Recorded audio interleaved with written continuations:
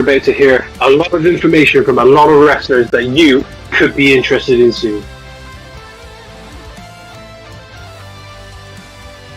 What is happening, friends of CCP Podcasting? Welcome to Beyond the Bell Live. I am Chris Page. It is a Tuesday evening in a freezing Florida. I hope everybody's doing well outside of, myself in 34-degree weather. It just doesn't get along. That's why I moved to fucking Florida. I hope everybody's having a fantastic start to the week. We're one step closer to Friday, which means that we're also one step closer to November 22nd. Guys, we're doing it. It is a thing. CCP Podcasting presents Chapter 1, Genesis. It is going down in Castleberry, Florida. 9 matches on tap. We've got guys coming in from Texas. I've got guys coming in from the Carolinas. We've got somebody coming down from Jersey. This is going to be a fantastic show. Capped off headline triple threat match. We've got Matthew Ennis taking on former NXT's Mikey Spandex. And then they're taking on Keikoa in a triple threat main event. Alex Bryant's going to be here taking on Slade Porter. Jay Haru, Wrestle Opens, Golden State champions in the house. We've also got Rafael Delgado defending Amp Pro's heavyweight championship. It is going to be a happening, and I hope to see each and every one of you there. To get your tickets, super simple, ccppodcasting.com, and they'll hook you up right there. Now that the biz is out of the way, the plugs are done, let's get into why we're here. My guest comes to us today from the great state of Georgia. And those of you who have followed our channel for an extended period of time, you know that when we broke into the United States, Georgia was one of the first states that we broke into. And it has a very special place to our channel. So when I had the opportunity to hit this guy up today, I've been watching him online from a distance for quite a while. And I've seen his game, and I've seen how he's developed and how far he's come. And literally over the last just 12 months alone, 13 months. I cannot wait to have this conversation. He's coming to us from the WWA4. He is none other than my main man, Mr. Dallas Kage, brother. How are you, sir? I'm doing good. Well, is it freezing in Georgia? Oh, man, I hate it. I hate it. Yeah, I heard it was just snowing in Atlanta the other day. It's crazy. I'm not a fan of the cold. Originally from Alabama and moved to Florida. And then actually I was in Atlanta. I lived in Atlanta for a couple of years, several years ago, and literally forgot what 30 negative degrees weather was up there until I moved back to Georgia and got snowed in the first year I was there. And I said, no, I'm done. I'm going back to Florida. Oh. But nonetheless, man, how are things going with you? I hope you're doing well. Oh, yeah. Everything's going good so far. I feel like, I'm living a dream. It's just going so great. I want to take a minute here before we get too deep into the party to welcome everybody. We're live on Twitch. We're over on X. We're live on YouTube. If you're joining us here, if you have any questions for our guests, feel free to drop them in chat, and I'll get them worked in. We've got a lot of things happening, man, and professional wrestling is on fire everywhere. I want to chat you up about a lot of that over the course of our conversation. But I started off at the very tippy top. And for me, it's not when did you decide to get into professional wrestling, although that is definitely a piece of it. It's where did you fall in love with? Where does your fandom come in? And what drew you in to start this wild and crazy journey that you're about to really go on? Oh, man. It started, really young as a kid. My first ever couple memories of wrestling was, of course, gaming. A lot of people they'd be like, oh, it was Hulk Hogan. I was watching that and all. I was playing the games. Started with WWF Raw on the original Xbox. Mm-hmm. That was the first ever game I played, and I had a time with that. Dude, when you talk about games, I know this is gonna date me so bad, and it's okay. I think the greatest video game ever, professional wrestling, No Mercy. I think it was for Super Nintendo, brother. I think it was for 64. 64. That's it. Yes. But that game right there, I sat in my younger years and played more of that than I think I care to admit to. That was my go-to game. Oh, yeah. And I still think it's arguably the greatest wrestling video game ever. Yeah, that game was fun. I actually played that like I was maybe in like 5th grade, and my PS3 just broke, and I'm like, oh, I don't have one. And my cousins had a Nintendo 64. They let me borrow it. I played No Mercy for the first time, and I'm not gonna lie, I couldn't get my hands off of it. Like I had a time. I don't know why. I truly don't. Like I just think like I don't know. The graphics were so great, and then hindsight. The menu music, bro. Yes. Yeah. And I think the worst video game I think I've ever played wrestling wise was that TNA game that came out like I don't know, such a long time ago. It's what birthed the Suicide character that you see. Oh, no! It was straight garbage. But I can't call that game trash. I played the heck out of that game. I hate mainly because AJ was on it. I'm not gonna lie, I bought it and I played it, and I played it once or twice, and I just couldn't get past the stick figure motion. I was like, I don't know, man. I didn't call me crazy. But I think it's great that you kind of get into it through the video game aspect of it, because and I don't, again, guys, for those just joining us, I don't mean this disrespectfully, but anyway, but that's where I'm hearing with a lot of the younger guys that we have come on the show, that's where they come into it. They start playing on the video side of the equation, and from my day, I mean, you got to think you got to go back 20 plus years to when I was in the ring. I started when I was 17, and that was like 99. If that gives you perspective, like, yeah, I'm not get off my fucking lawn, guy. But it was for me, it was growing up in the 80s and seeing territory stuff. But as the times changed, like that seemed to be the way that a lot of the younger generation fell into it. And then they would be like, oh wait, this is on TV. I forget who I was talking to. Yeah, that's how we rolled into it. They're like, wait, I was just playing this video game and saw this guy, and now he's on TV. But okay, so I have to ask you this: when you got into the gaming side of the equation, who was your go-to? Who were you? Who were you rocking? Jeff Hardy. Jeff Hardy. All right. Hardy. Yep, got it. That seems to be a norm too at this point. I understand too. Like Hardy was wild, man. Like he would do so much, and stuff that you physically would not think that someone could do. And you talk about it. Oh my God. Well, I feel like I already know the answer, but I'm going to ask the question. Jeff Hardy, what drew you in with Jeff Hardy? I don't know, man. I don't know. He was just cool. Like he was definitely. I guess it was his look. I guess it was his look. I was gonna say, was it the look? Because like, dude, he's the only person I knew that was rocking body paint and doing stuff too. And truthfully, like if you really step back and examine it, I mean, dude stood out by that. And how do you, what's one of the biggest things in professional wrestling is finding a way to stand out and not, be necessarily nestled in with a pack. How do you put some light on you? And he nailed it because it seemed like every show it was different colors, it was different themes, it was just cool, it was a different vibe. I get it 100%. Over in chat, over in Twitch, No Game and Turns throwing a howdy to you. Harry's wife over in chat saying over on Twitch, hello everybody, saying hello to you as well. And I'm sure yeah, man, they're rolling in. Everybody's starting to roll in a little deep now.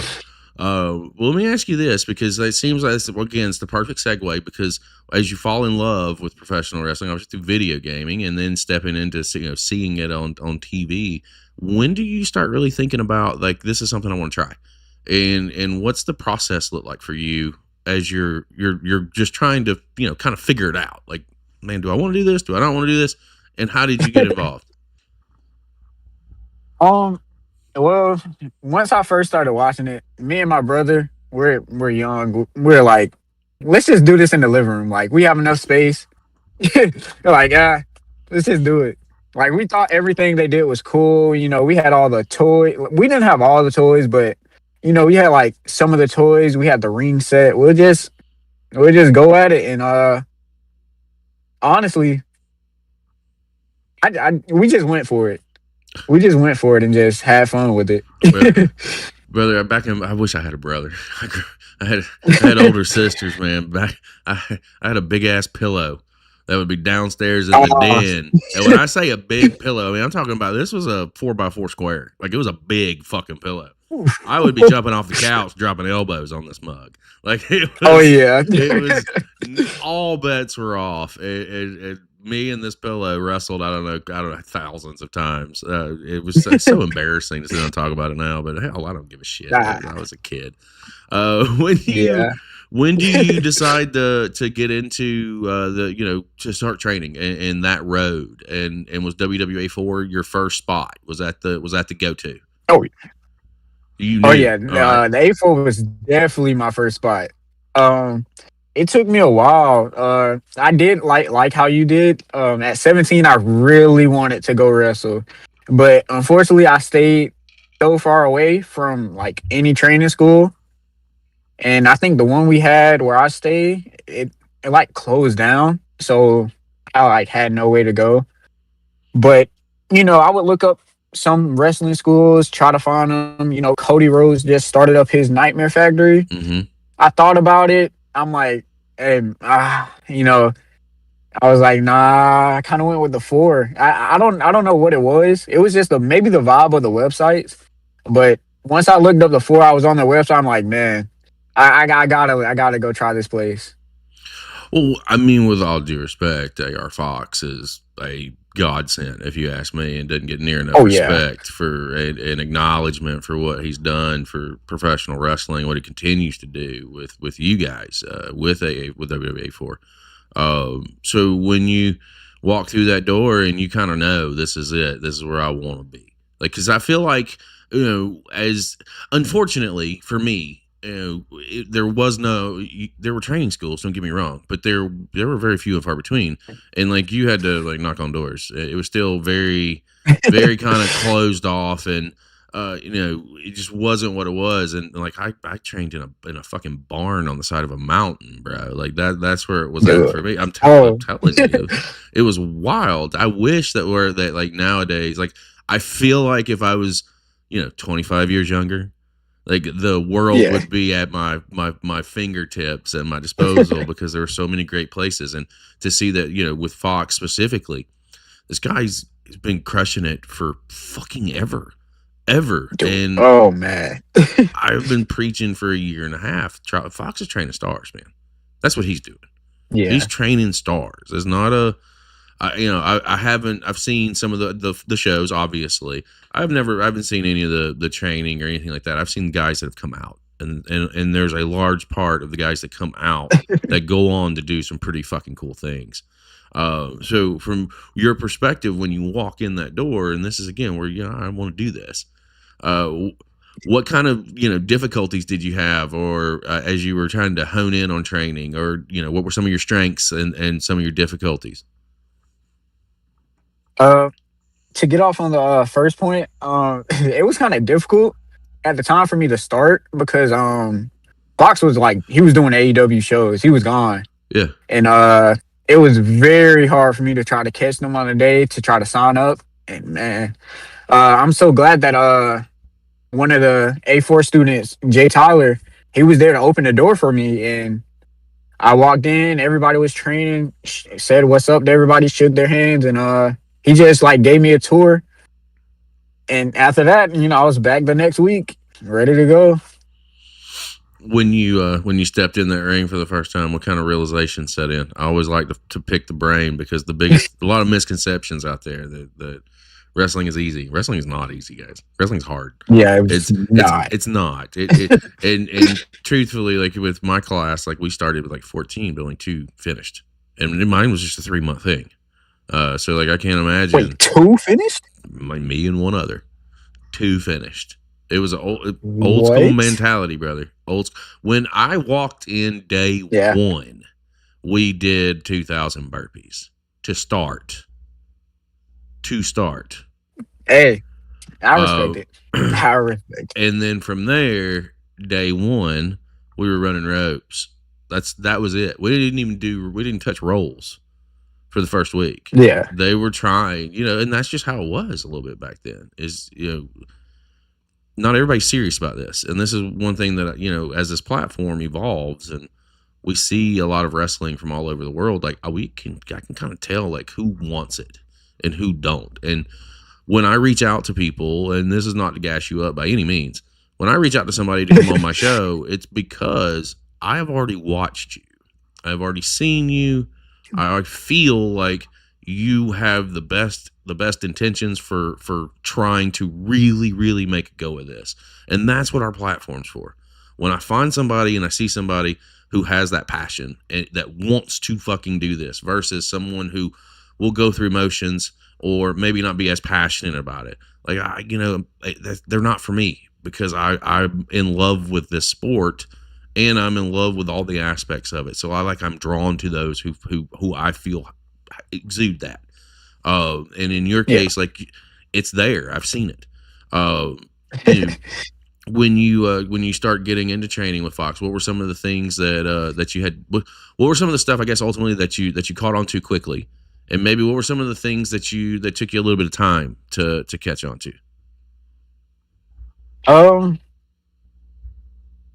Definitely something that was hard to like get into at first. I'm pretty sure this is like everybody's experience. Was definitely taking bumps. Like that first bump, it's just gonna be like, am I supposed to, is this supposed to feel like this? And man, I remember taking that first bump and they're like, nah, you did it wrong. You did it wrong. I'm like, wait, what? I thought I did it perfectly. And that I would say that was like a big weakness for like the first day. After that, I kind of like caught on and got it. Mm-hmm. But that was definitely something that was kind of like a little weird at first to get past. But if you did it on trampolines and like wrestled in your living rooms or outside on the grass, I feel like you can definitely take a bump pretty easily. You say that, and I think we've done probably 100 episodes of this particular show, and I don't think anybody's ever brought up the first bump, and it makes me think about my first one. I knocked the wind out of myself. Exhale, tuck your chin. What? And then I get, my legs get taken out from under me. What? And then I hit the mat, and I'm just like, wait, I need a second. Like I need a minute. Was not the best ordeal by any means, but I can get that too. Like, 100%. What was something that came a little naturally to you? I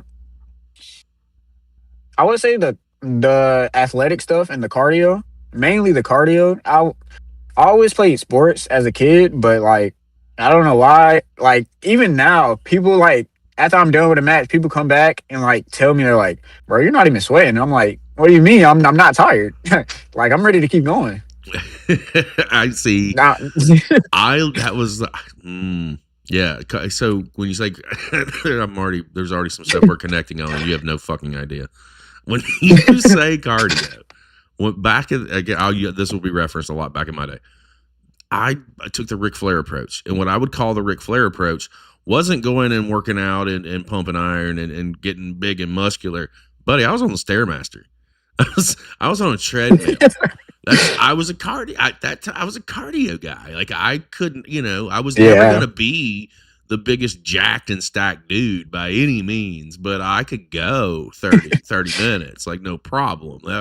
And that was because of a Stairmaster and because of running on the treadmill.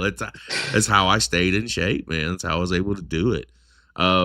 I'm very curious when there's always a lot of ups and downs when you're going through training to work towards getting to the debut and getting that moment to notice that all the hard work pays off. And before you get to that moment, you have to start thinking about who Dallas Kage is. How does the process come to you on creating what we see on our screens? I'm pretty sure every coach will tell you this, but Fox kind of put it into me, like he kind of installed this into my brain. Like it's kind of like it's really just like another version of you. If you really think about it, like me personally, I can't go out there and just like as of right now, I can't just fake and be like any other person that I just, I just can't feel comfortable doing that. Like, I legitimately just have to be myself. I tried to play a character, and I thought I did a great job for a Yeah. year, and took 12, 13, 14 months, and then I was told, no, man, like, you probably need to change that. And I was like, oh, I thought I was doing a good job. You guys said I was doing fun with it, assholes. But you're correct. I think, I didn't find success at all until I shed the gimmick, and it really just created a name and made it me, just a different name, because I am a guy that, was one of those cats that could talk people into a building and make you want to punch me in the face. Like I was good at it, and I embraced it. So I have a podcasting platform. It's talking. That's all it is. So getting to the debut, what's that look like for you? And who was your first match? And what were you feeling when you know that the day is upon you? Because I'm curious. I know how it feels, to put in all the work and to, make a lot of sacrifices that are made, guys, that you'll never see. Those sacrifices are made, the time is put in, and it all boils down to this one moment for you. So when you get the call that says, hey, you're ready, we're going to put you on, and this is the process. How were you feeling? Walk me through your feelings on the match itself. Well, surprisingly, I just walked in one Thursday. Everyone was telling me to come watch a show to learn a little more, about like how matches go. Like they were teaching me all during the week, but like once showtime came, it was kind of like it was a little different. You kind of like seeing how everything was like processed and like how everything went during the match. So I was training like hard. Doors open, I was there. Doors closed, I'm still there. I'm still ready to go. But I just came in on a Thursday and Fox was just like, "Hey man, you want a match?" And I was just like, "Sure." Sure, I'm ready to I'm kind of ready to go. And I kind of had to think hard about like theme song and like kind of like what I want my moveset to kind of be, because you really don't know until like you're like comfortable with the moves. So when I got into when Fox told me who I was going against was Neji Ichiban, great guy. Like that was my first match was probably like the best first match ever. It was so smooth. He made it very easy for me. It was on IG Live, so unfortunately, I can't go back and watch it, which sucks. But yeah, it was pretty easy. He made it easy for me. He made sure I was there. He made sure that I was fine with everything, and yeah, it just was fun. I was so amped after that. I'm not gonna lie. Oh, I bet, man. How old were you when you debuted? I mean, you're early 20s now. So what? How old were you when you made that debut? I can't remember. I was either like just turned. I was 21. I was on the verge of turning 22, I believe. Okay, so we're having drinks after that. Got it. That's where we're at. Understood. I always love to hear when the stories again when you make that debut, because really and truly, like, that's when everything comes full circle, and you kind of get that first taste of being in front of the crowd, and hearing them react, and maybe start testing waters on moves and what's gonna get a reaction, and what you can do and what you can't do, and what you should do and shouldn't do. Like, that's all trial and error. It's either going to happen or it's not going to happen. And since then, in your rise so far, like, you've done a lot with tag teams. You've done some single stuff. I was like, matter of fact, watched a match earlier this afternoon. God damn, I can't remember your opponent's name. There were several matches that you have against this guy on YouTube, and I pulled one up and was watching it just to watch it back. And I love how far that you've come, and over the course in your time thus far in professional wrestling. So with having your debut and getting through that, and now you got that adrenaline, because this is professional wrestling is a drug. It's a high that you get that you if you've never been involved in it, you'll never understand. But it's one you always chase. And you start taking more matches, and you start getting more comfortable in what you're doing, and more comfortable in who Dallas Kage is, and the character that they see, or the performer that they see in front of them. When does the switch click for you? And what I mean by that is, like, when moments make sense. Like maybe going through training, Fox or somebody you're working with say, no, don't do it that way, do it this way because A, B, C, and maybe it didn't make sense then. And then you're in a situation and that switch goes off.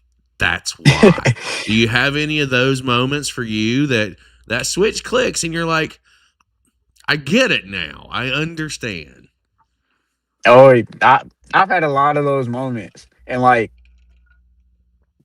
I like thank God Fox was there, and like a lot of the other people, like, the other students like Grayson and Jay Tyler. I'm glad a lot of people of them were there, because they actually, like,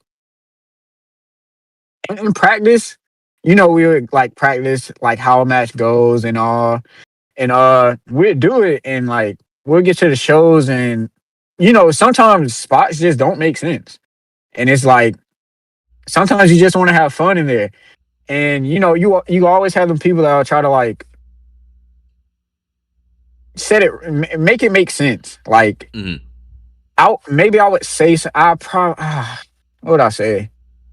I know it was one of my early matches, but I would like try to say this crazy spot, and Fox and like Grayson, they were like, "Nah, man, that just doesn't make sense. Like, to do. Like, you can do it another way, but what you were saying, it doesn't make sense in terms of like the baby face and the heel, and going into heat and all. It just doesn't make any sense. And that just kind of like pushed me forward and made me think a little more. I was already thinking because I'm like watching like early ROH matches, and I'm like, dude, these guys are sick. And I'm just like understanding the game, watching a lot of Dolph Ziggler matches. That's one thing I would say helped me the most. Definitely Dolph Ziggler matches, Nick Nemeth. Because when I watch his matches, it's more of like the standard wrestling match, like shine, heat, stuff. Yeah, he just had like a typical wrestling match, and I love watching his match. He's like my favorite wrestler, one of my favorites. So watching his matches definitely helped me understand like everything in terms of wrestling. Well, let me ask you this: thus far, obviously, you've done this a couple of years now. Give me some of your moments, man. Some of the stuff that stands out to you that you're proud of. So maybe it could be some matches. It could be whatever that looks like. What are some of your personal highlights so far? Definitely my debut with Action Wrestling. Thank you, Matt. And thank you, Hunter and Nick. Definitely helped me and Byron throughout the match. But yeah, that was definitely a highlight for me. It was a proud moment. I finally debuted on Action, and I was like, that was a moment. I really wanted to get a drink after that, but I'll say Tim Bosby's a Beyond the Bell alumnus. He's been on our show before. current Action champion. Oh yeah, great guy. Oh man, I had a blast with him. So let's talk about that for a minute. So, like, I would imagine that is a pretty big deal for you.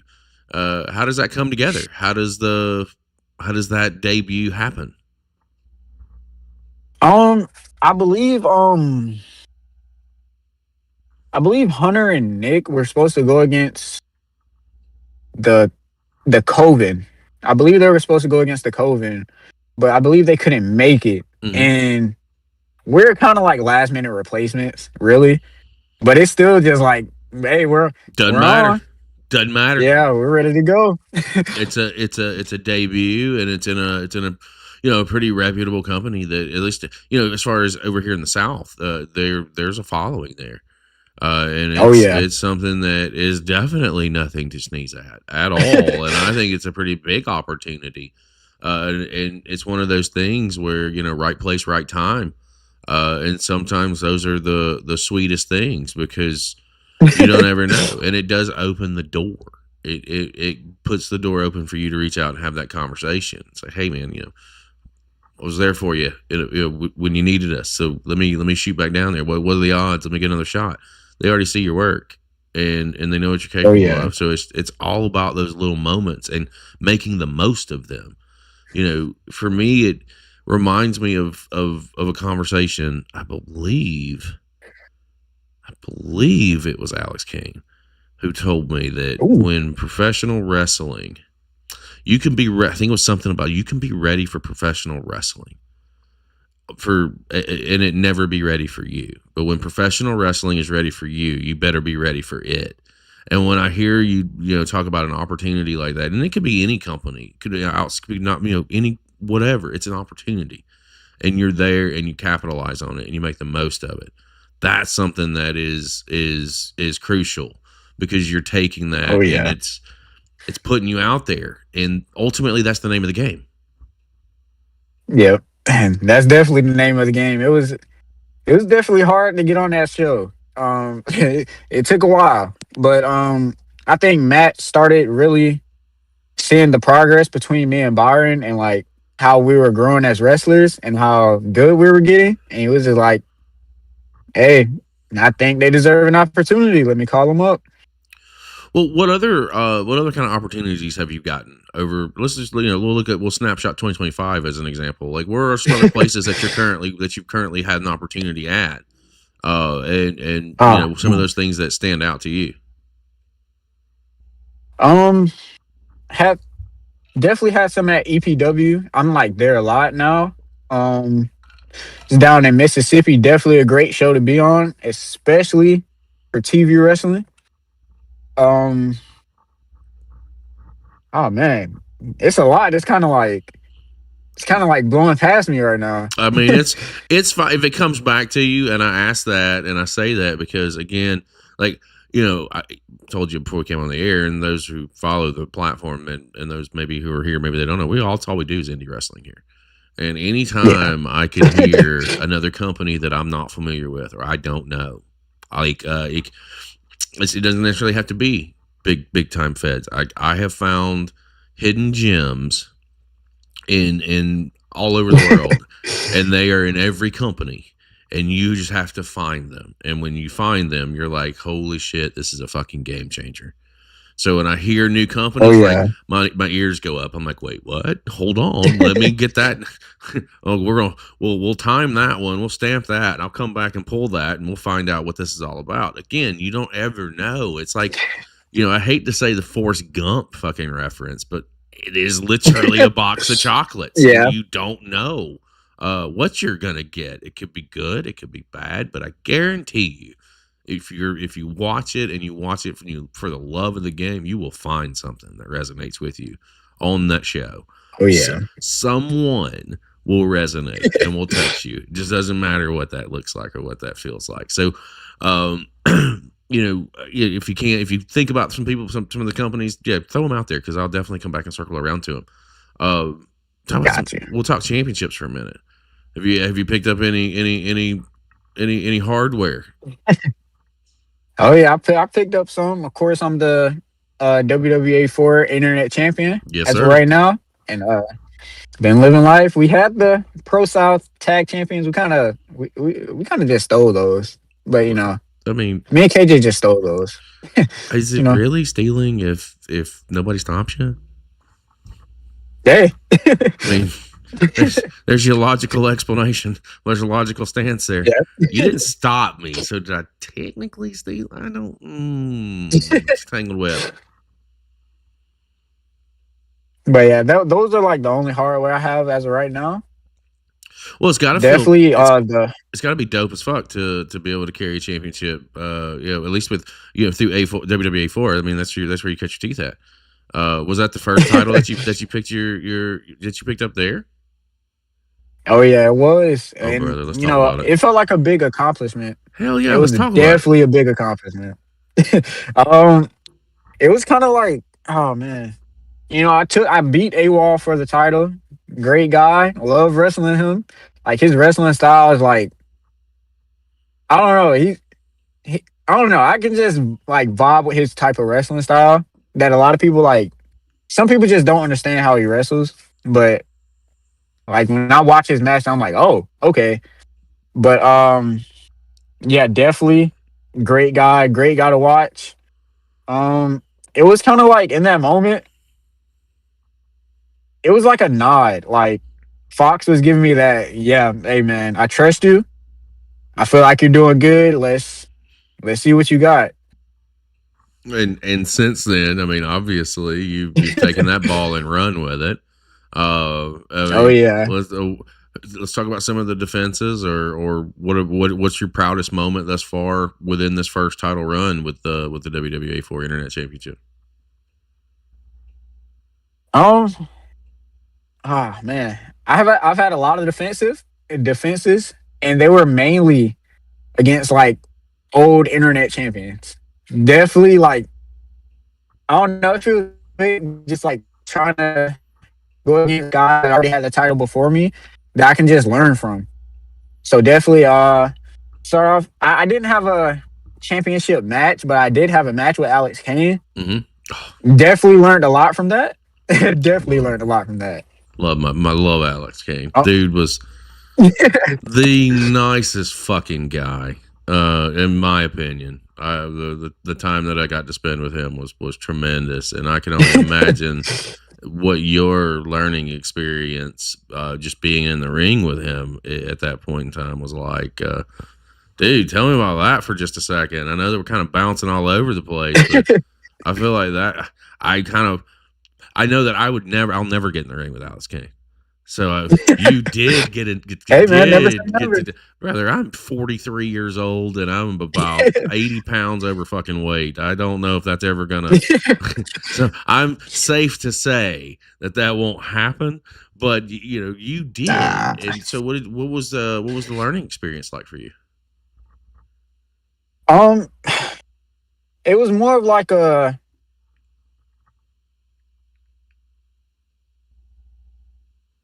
Oh no, he froze.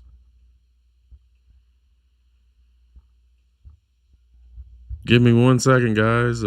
Dallas says camera has frozen. I'm gonna transition him off the screen real quick. Oh no. Sorry about that. No, I'm on the Mac now. He's back. He's back. Hold on. I took you off screen for a second because it froze in a really weird position. And I was like, yeah, no, we're not. We're just gonna take him off the screen for a minute. Oh shit! Sorry about that. I gotta fix it. Well, you're fine, brother. You were just getting into the learning experience, getting in there with Alex Kane. So you can pick it up from there, and we'll roll forward. All right. It was kind of just like I understand it now type of moment to where I was going through the match with him. He was kind of letting me know like certain things that just like, okay, if we do it like this, it kind of got to go like this. I do want to speak on it because Fox wanted our match to go like a different way, but we were kind of limited on time, so it was just like fuck it, let's go. It was just kind of like that, and you dropped the F-bomb. Yay! Hey, I'm not the only one. See, Mom, I'm not the only one who says fuck on the air. See? I get it all the time. So time restraints, but you guys had to work it out. And that's kind of great learning experience because not everything will go as planned. And 90% of the time it doesn't. Ad lib is crucial and critical. And I just think it's kind of cool that you got the opportunity. to get in the ring and have that moment and have that learning experience. Because that, I'm telling you, it's criminal that Alex Kane's not signed somewhere right now. It's fucking criminal. The guy's so good. That's what I'm saying. Hey, that's exactly what I'm saying. He don't know it yet, but he will. So, fun fact, I said it at the top of the show, we're getting into live events. It's part of the evolution of our channel. First show is 11 days from today. Self-financed. We've put the money up. We're not fucking around. And we've got some things planned and some things happening, throughout 2026, and some other things happening. Like we're focusing in Orlando and we're focusing in Los Angeles. It's where we have two really good footings and two really good, a lot of really good relationships. And, it's just one of those things that I'm going to reach out to him once we get established, and I'm like, hey man, you remember you came and did my show? And he'll be like, huh? And I'll be like, yeah, a long time ago. Now I want to come and let me pay it forward. How do you want to come down to Florida? How do you want to come to Tampa? Exactly. Let's go do something. But I think it's just criminal that he's not signed somewhere. Truly, at the end of the day, that guy is he's super talented. He's really good at what he does, and he does it really well. As we're progressing into our conversation a little bit, I think I stepped on you when you were talking about some some title defenses that you were rocking. Once you mentioned that you had that opportunity with Alex, I went, oh shit, and they talking about that because I just again think the world of it. When you're still defending these championships and you're getting these these title defenses, you mentioned that you're kind of taking on previous champions. I think that also is kind of cool because it's kind of you're as you're successfully retaining and you're building your own legacy, you're taking out pillars of the division at some point in time or another, which only builds more credibility in you and your championship run and what you're doing. And I always tell people that the first run is just the setup for the second, and the second one's the one that's going to be the big one, and that's the one that's going to be all eyes on you. So throughout this first run, what are some things that you've learned by being champion? Obviously, the acknowledgement from the company that we see stock in you, like there's something here. What have you picked up along the way? Because most of this stuff is learning as you go. Yeah, definitely. I feel like a lot of it is learning as you go. Like, if you don't get into the ring and actually have a match, rather than just like, say if somebody's just in there training and like there's like every day haven't had a actual match in front of anybody, or just whether it's anybody in the crowd or not, just having that match is like you'll learn just so much. Yep, keep going. Oh yeah, I got you. A lot. The Rico match definitely, like, because my first title defense was against Teriyaki. Yes, sir. I think that great guy. Another great one. Match. It's fucking tremendous. Oh yeah, and I had a great match with him, and it just taught me that match with him taught me that I need to slow down a little bit in the matches. I'm just a little too quick, and definitely I need to keep pace. I believe my second defense was against Rico, and that was like I like hit the ball on that. That was like one of my favorite matches, to where it's like everything clicked. Like I feel like I was just there for everything, and that match with him taught me that, like, going over a match, you kind of like, say if you have stuff to go over with the match, some people do, some people don't. But if you have stuff to go over through the match, make sure you like try to go through it without saying anything. Like, see if you can get it without messing up, without any talking.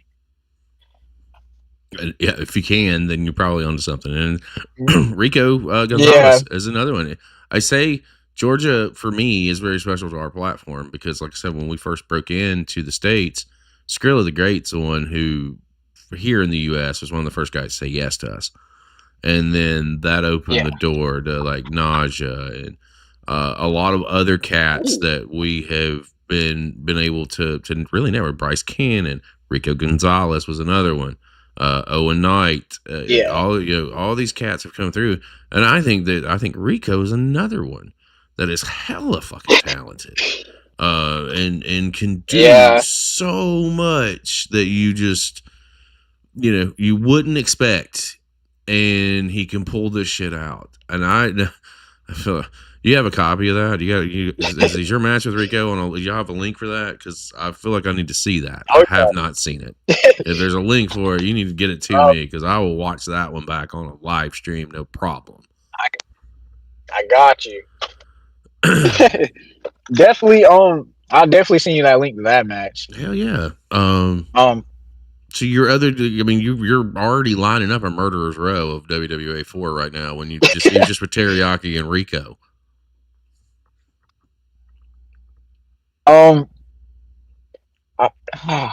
Yaki, Rico.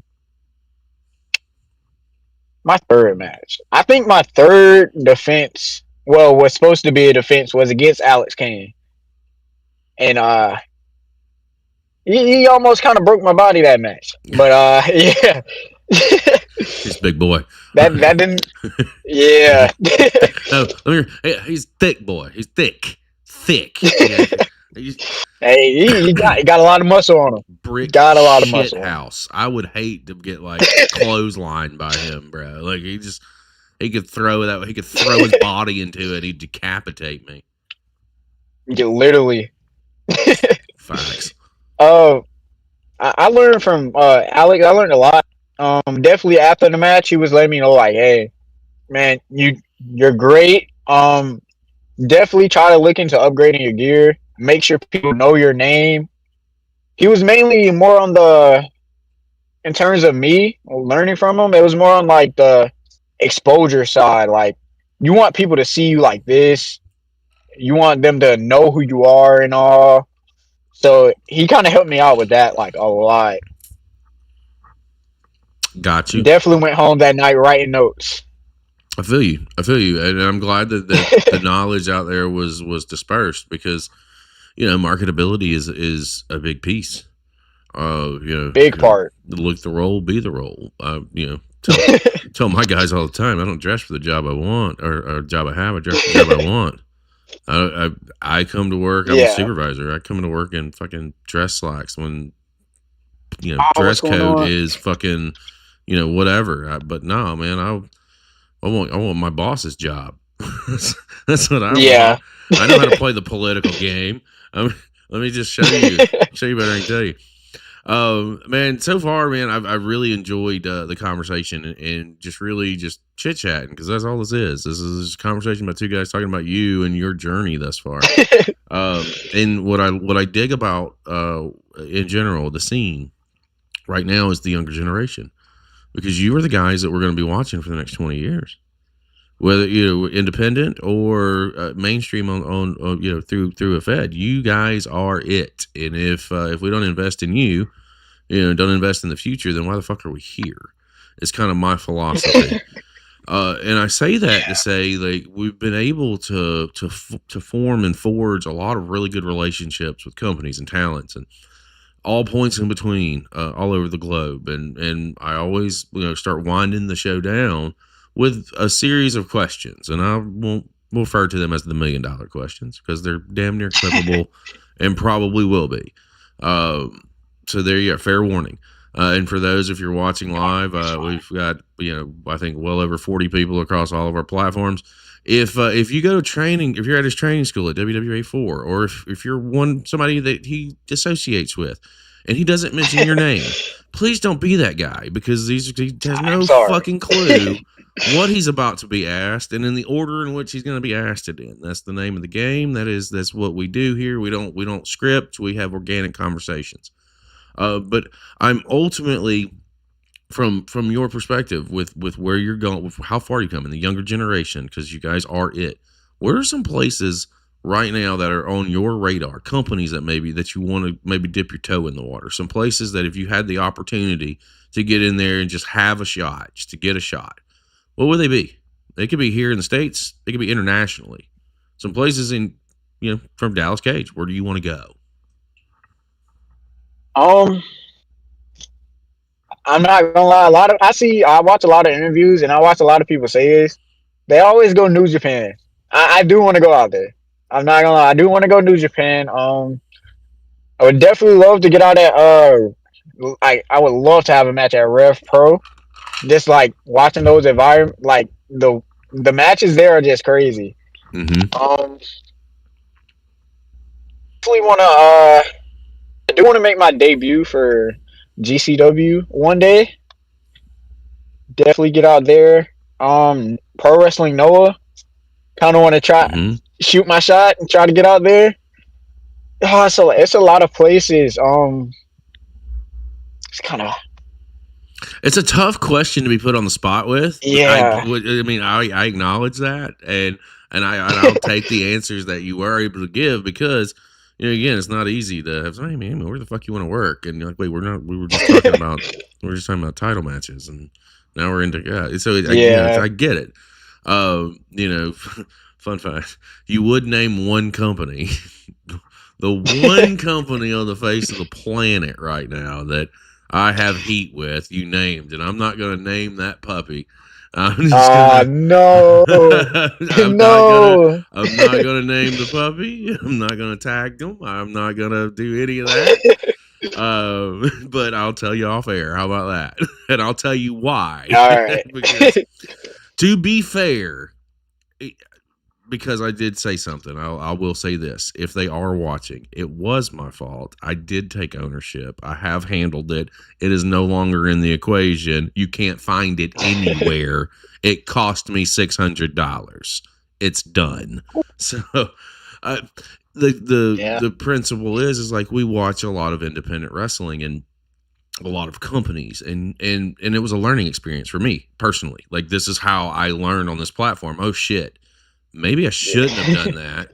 Maybe I should have said, "Hey, I need to ask permission," versus just watching people's content, because that's what we do, right? That's what I do. I randomly pull stuff from YouTube and throw it up on a screen. I don't know what I'm going to see. I have no idea if it's going to be good, bad, or indifferent. I tag the companies. I was off of watching content. Yeah, brother. Well, it was man. It was a very, very big independent wrestling match a couple of years ago overseas. It was very big, and I had it a day after the show happened, and I don't think that they had even published it yet. And I watched it on a live. Okay. I watched it on a live. Nobody knew I had it, and I threw it up on YouTube, and it kind of went. I mean, for me, it went viral, and I got a DM, and this was all within a couple of weeks. Like I took it down, like when they realized that it was up, and that's when I was like, yeah, this is a learning experience. We're gonna ask permission, so now that's what I do, or since then, and I even tried to make it right. I just I did what I had to do. I scrubbed it from everywhere. It wasn't just as simple as deleting on YouTube. Like it was up in another platform as well, and they wouldn't take it down. Dicks. I'm sorry, that was a sidestep. But there's context behind that. I was wrong. So we've got some companies that you want to work with. There's some people that you want to work with. There are some guys out there that are on your radar. Some independent scene. It's a wide net, brother, and the good news about this is I don't have any heat with any talent that I'm aware of. Yeah. It's a lot of people. I would love to go against. I watched him recently at TWE. He was doing the Cynic City Rumble. Danny O'Ryan and Shimbashi. I would love to get in the ring with them. This is one guy from Firestar. I've been watching him a lot, and I'm like, man, his name's like the Neon Kid. Okay. I would love to go against him one day. Indies. Oh man, it's a lot of guys on the Indies. Zack Ryder, man, Matt Cardona. Let me Let me go against you one day, man. Woo, woo, woo. Oh, he's going to hate me now. I had a brief interaction with him. He was the coolest guy I ever met. Yeah. Well, I've met him several times and have not had a bad experience anytime I've met him. I've met him at a couple of shows. There's a place here I say here, but in Orlando, it's a kind of a memorabilia shop, Shop Suplex. He's done some stuff there with them. And he's aces, man. He's a good dude. Oh yeah. Let me see. Jordan Oliver, Alec Price. Got to go with those two. Well, you mentioned we got to at least throw this out here because when you throw Cardona's name out there, we just need to go ahead and preface that's for the JCW Heavyweight Championship, Mr. Cardona, and I'm sure that the Juggalos wouldn't mind you taking a trip down to Atlanta to make something like that happen. Oh yeah. Sorry, had to throw that out there. On the line, I need it. Are there any other names out there that you can think of off the top of the head that you want to try and tangle with? It's so many. I want to say all of them, but I can't say all of them. I just want to get in the ring with guys that actually love the game as much as like I do, and we could just have fun in the ring. I'll accept that. That's a good answer. So again, we've talked about some places that you want to get to, some people that you want to get in the ring with. And this question here is more for me, and just because I how my platform continues to move. I always ask everybody that's sitting in your seat right now, who should we be watching? And I'll break that down a little bit so you kind of for context purposes. When I mean like who should we be watching is legit like guys that you've been in the ring with, people that you've trained with that they're maybe under the radar and are good at what they do and just need to be seen. Who should we be watching according to Dallas Kage? There's definitely a lot of guys that come from the WWA4 that everyone should be watching. I'm not gonna lie. It's a lot of people. One name that I'll say that's like very underrated is there's a lot of people that's underrated at the A4, but if I could like just blurt out at least a couple, Keelan Cole is the most underrated that I've seen at the A4. Like he should be like out there, skyrocket.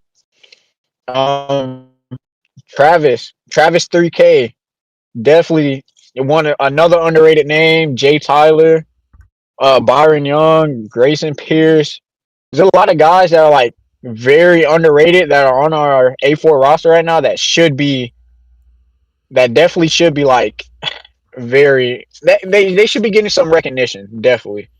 Some recognition and opportunities is exactly what it sounds like. And that's kind of what our platform does, man. Like we when I say we wrap our arms around the indies, man, I mean we wrap our arms around the indies. It's you guys are I say the indies as a whole. Anybody that laces a pair of boots, you guys are the ones that are out there that are laying it all on the line for us. You're risking your bodies every time you get in the ring.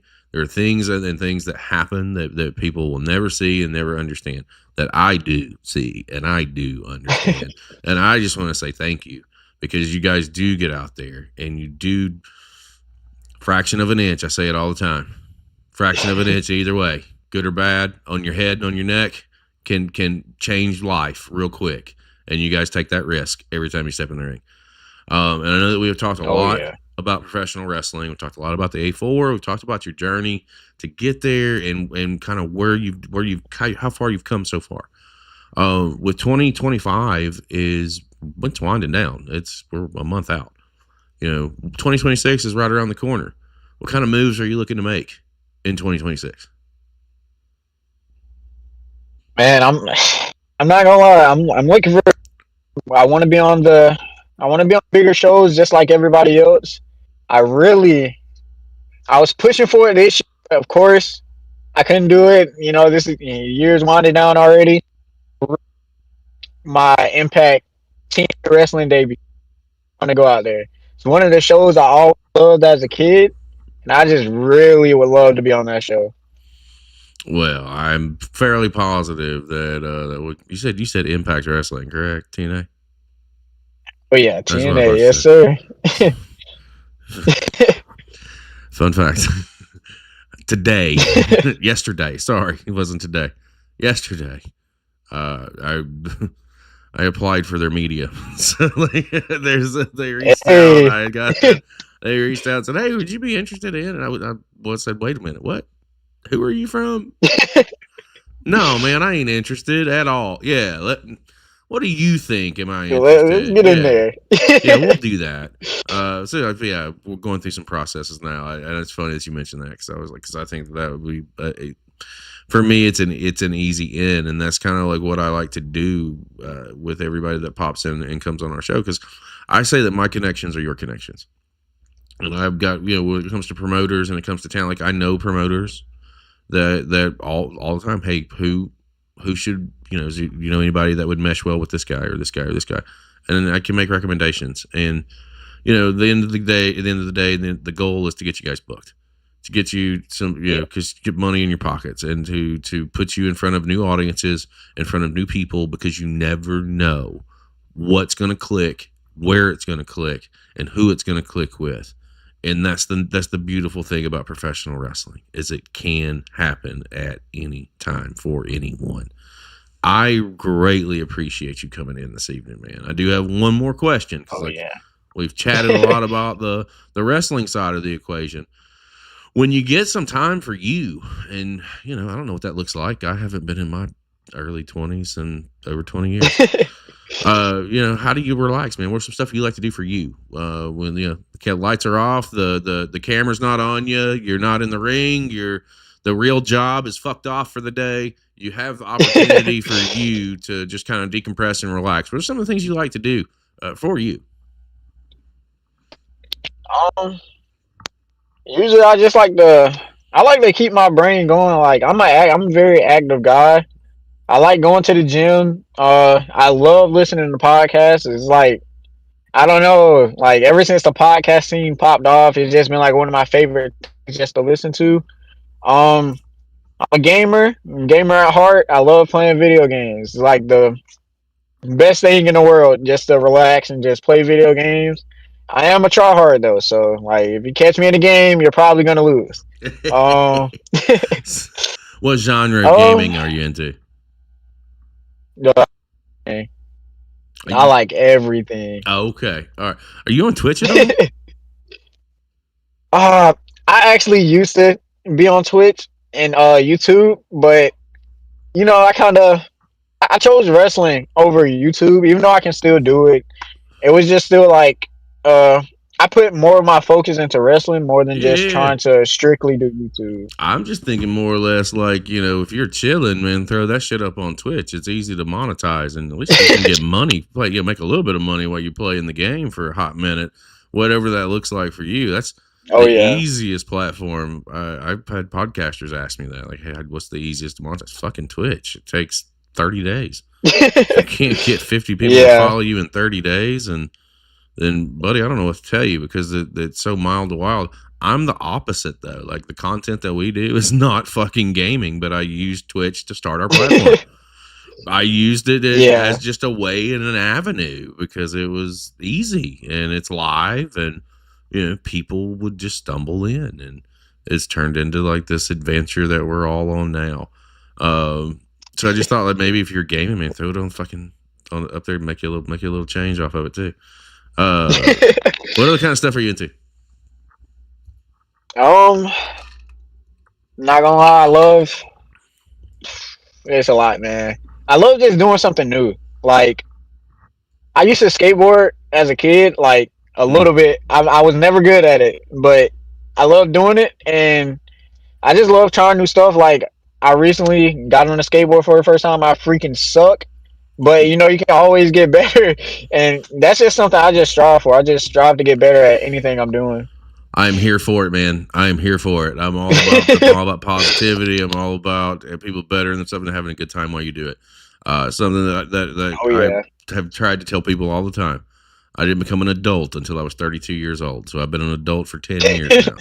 And the one thing that I miss is being able to legit just decompress and have a good time. I didn't start doing that for I guess for the last year and a half. It's about when I started to, tune a lot of stuff out and just be like, man, this is now I need to just have fun, and that's what this is. That's where our platform is. It's fun.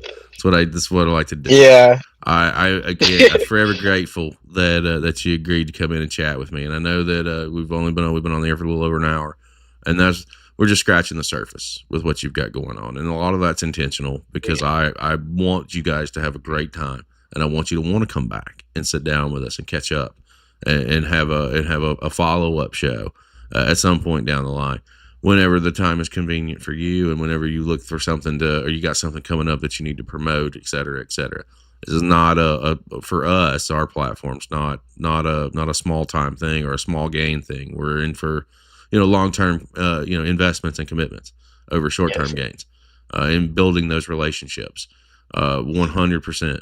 So if there's anything that ever comes up that we can do for you on our side of the equation, whether it's video, whatever it is, just hit us up, and if we can do it, we do it. If we can't, I'll tell you I can't, and I'll tell you, but you know what? Maybe I know somebody who can. Hold that thought, and I'll go, pull out the bat phone, see what we can pull out. Do you have anything you would like to say to our audience? There's almost 60 deep across all the platforms right this second. So anyone you want to say to our people before we close things out? It's something I learned also. I know I'm pretty young, but it's something I learned. If you love to do something, don't let anyone or anything try to push you away from it. Definitely keep going. Don't get sidetracked. If you love something, just do it, man. Don't be scared. Yeah, no, I here's you some advice that you have no idea. There are things that you have said that I didn't even touch on here that I'm just like, this dude right here don't even know. He was hitting me and don't even get it, don't even understand. He just hit me. What I used to say to people all the time, and I say it with our platform, it's kind of like words that I live by, both professionally, personally, wherever. If you're afraid to fail, then you're never going to succeed. There have been way more failures with our platform than there have been successes. It doesn't happen overnight. You have to work for it. It's not going to happen. But if you don't get out and try, then you're going to constantly ask yourself, what if? That's where I explained that to my mom when I talked to her about we're doing live events. She thought I was crazy. And I was like, well, this is something that I've always wanted to do. And I'm in a position in life where I can make this happen, even if it's a one-time thing. It's not. It's going to, we're going through 2026 for sure. There are some investors that have come on board. There are other things that have happened since then. But I just told her, I was like, if I don't take this shot and I don't do this now, then I have to look myself in the mirror and I have to ask myself, what if? And I can't do that. I'm tired of working for other people. I want to work for myself. And I see an avenue to make that happen. And I also see an avenue to make that happen for other people. If I don't take the shot, then again, I'm going to look at myself as a failure.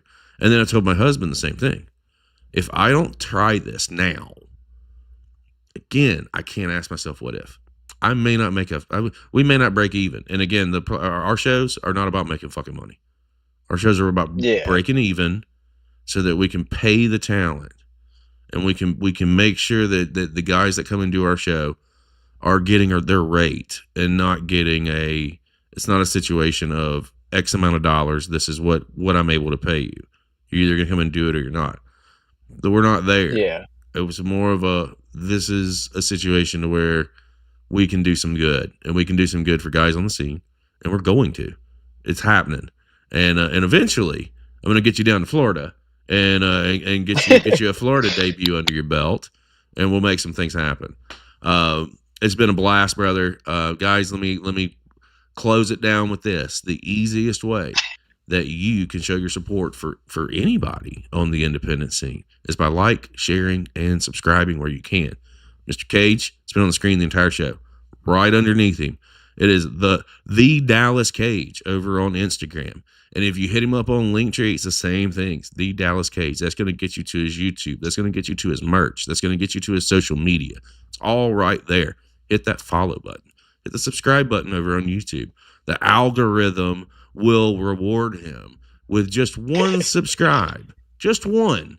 There's 60 of you plus in here right now, and I guarantee you all of you are not following or are not subscribed somewhere. Do your part. Show your support. It's the easiest way. It costs you nothing. For my guest today, Mr. Dallas Kage, I am Chris Page, and we will see you next time.